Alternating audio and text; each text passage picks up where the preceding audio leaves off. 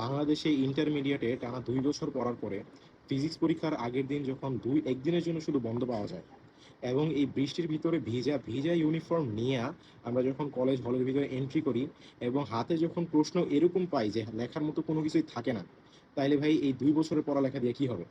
এই 2 বছর আমরা তাহলে কি পড়লাম যখন আমরা এই হার্ড একটা কোয়েশ্চেন পাইছি, এত কঠিন একটা কোয়েশ্চেন পাইছি যেই কোয়েশ্চেনটা আমাদের টিচাররা পর্যন্ত সলভ করতে পারতেছে না।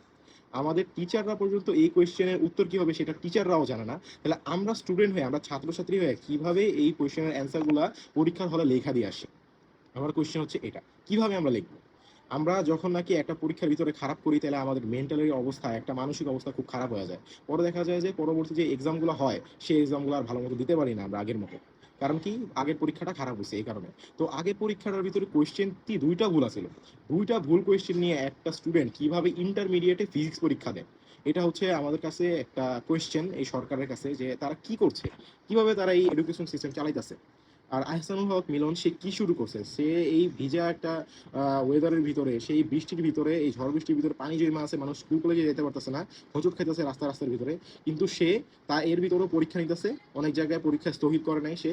আর সেই কোয়েশ্চেন এরকম দিছে যে স্টুডেন্টরা পরীক্ষা দিতে যায়ও, এই ভিজা অবস্থায় পরীক্ষা দিতে যায়ও তারা এমন অবস্থা যে তারা খাতার ভিতরে কিছুই লিখতে পারতেছে না।